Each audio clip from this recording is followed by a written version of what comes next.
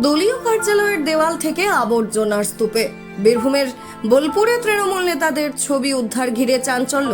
একসময় যে ছবিগুলি দেখা যেত দলীয় কার্যালয়ের দেওয়ালে, সেই ছবিগুলি এবার মিলল আবর্জনার স্তূপে। বোলপুর পৌরসভার 7 নম্বর ওয়ার্ডে সাফাইয়ের কাজ চলাকালীন তৃণমূল নেতাদের একাধিক বাঁধানো ছবি উদ্ধার ঘিরে চাঞ্চল্য ছড়িয়েছে। এদিন সাফাইয়ের কাজ চলার সময় একটি বস্তার ভিতর থেকে ছবিগুলি উদ্ধার করেন সাফাই কর্মীরা।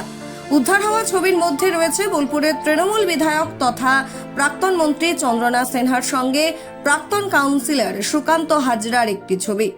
পাশাপাশি উদ্ধার হয়েছে প্রাক্তন মুখ্যমন্ত্রী মমতা বন্দ্যোপাধ্যায়ের সঙ্গে তৃণমূল কংগ্রেসের বীরভূম জেলার সভাপতি অনুব্রত মণ্ডলের বাঁধানো ছবিও। স্থানীয়দের একাংশের দাবি, এই ছবিগুলি একসময় 7 নম্বর ওয়ার্ডের তৃণমূল দলীয় কার্যালয়ে টাঙানো ছিল, কিন্তু সেই ছবিগুলি কিভাবে সেখান থেকে আবর্জনার স্তূপে এসে পৌঁছলো তা নিয়েই এখন উঠছে প্রশ্ন। ঘটনাকে ঘিরে রাজনৈতিক মহলেও শুরু হয়েছে জল্পনা। দলীয় কার্যালয়ের ছবি কি পুরনো হয়ে যাওয়ায় সরিয়ে ফেলা হয়েছিল, নাকি এর পিছনে রয়েছে অন্য কোনো কারণ, তা নিয়েই নানা প্রশ্ন উঠছে। যদিও ছবিগুলি কে বা কারা সেখানে ফেলেছেন সে বিষয়ে এখনো কোনো নিশ্চিত তথ্য পাওয়া যায়নি। ঘটনা প্রসঙ্গে প্রাক্তন কাউন্সিলর সুকান্ত হাজরা কোনো মন্তব্য করতে রাজি হননি। ওই হয় আর কি, যে যতদিন নেতাদের কাছ থেকে সুযোগ সুবিধা পেয়েছে ততদিন নেতাদের ছবি ঘরে টাঙিয়ে রেখেছে, যাতে কেউ এলেই বুঝতে পারে যে এ হচ্ছে তৃণমূলের সমর্থক, সুতরাং তার সঙ্গে তার সুবিধা টুবিধা অনেকগুলো পাওয়া যেত। এখন উল্টো হয়েছে, তৃণমূলের ছবি রাখলে সমস্যা বেশি, এই জন্যে কি করবে, ফেলে দেবে, কোথায় ফেলবে, ডাস্টবিনে ফেলেছে। এইটা হচ্ছে এই যে দুর্নীতি পরায়ণ একটা সরকার যখন থাকে, তখন ওই সময় ওই পার্টির যারা লিডার নেতৃত্ব হিসেবে থাকে, যখন সরকারটা চলে তখন ওরা ভাবে যে সবাই ওদের পক্ষে আছে, সরকারটা চলে গেলে বোঝে যে ওদের প্রতি মানুষের মান সম্মান কোন জায়গায় আছে। সেখানে 7 নম্বর ওয়ার্ডে বিধানসভা ভোট জিতেছিল, সেখানে এই ওয়ার্ডে এবং দেখা যাচ্ছে কি বলবো। হ্যাঁ, ভোটের আগে একরকম হয়, ভোট দেওয়া দিয়ে একটা ডিভিশন হয়, কিন্তু তারপরে যখন রেজাল্ট বেরোয়, যারা জেতে আর কি, সেই ডিভিশনটা আবার অন্যরকম ডিভিশন হয়। সুতরাং এটা কোন বুথে জিতেছিল, কি হয়েছিল, সেটা দিয়ে কিছু হয় না। সে তো এখানেই আমি বোলপুর শহরে দেখেছি যে তৃণমূলের প্যান্ডেলে বসছিল বুথে, রেজাল্ট বেরোনোর আগেই, মানে যখন আজ পাওয়া যাচ্ছে যে বিজেপি জিতবে, তখন ওই অংশটাই বিজেপির প্যান্ডেলে গিয়ে বসলো এবং তারাই তৃণমূলকে তাড়া করল। এটাই হয়। আমরা কালকে পাড়াতে দেখলাম যেখানে মানে বর্জ্য পদার্থ করে জড়ো করা হয় ওয়ার্ডে। খুব আশ্চর্য লাগছে যে রাজ্যের একজন প্রাক্তন মুখ্যমন্ত্রী,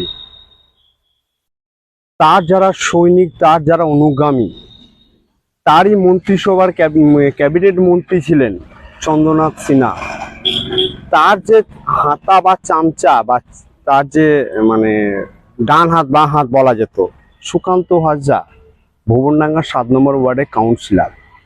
আমরা দীর্ঘদিন ধরে দেখেছি যে তার পার্টি অফিসে অনুব্রত মণ্ডলের ছবি, চন্দ্রনাথ সিনহার ছবি, মমতা ব্যানার্জির ছবি টাঙিয়ে নাম ভাঙিয়ে খেত।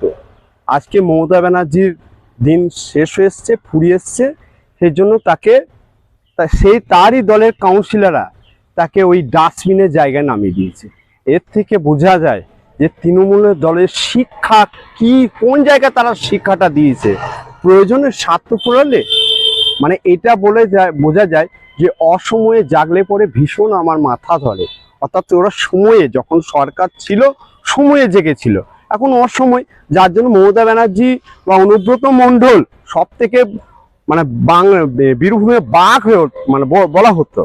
কিন্তু তার যে মন্ত্রী সুকান্ত হাজরা যে কলমে বাবা বলতো, সেই চন্দ্রনাথ সিনহাকেও পর্যন্ত ডাস্টবিনে নামিয়ে এনেছে। এর থেকে বোঝা যায় যে এদের শিক্ষার মানটা কি, এদের তৃণমূলের শিক্ষাটা কি। লুটা তোলা, যতদিন ক্ষমতায় থাকলাম ততদিন লুটে নিলাম, বা ঘর ঢুকে গেলাম, তারপর ক্ষমতাচ্যুত হয়ে গেলাম, বাস দলের শীর্ষ নেতৃত্বকে, দলের ভাবমূর্তিকে নষ্ট করব, এই হচ্ছে তৃণমূলের শিক্ষা।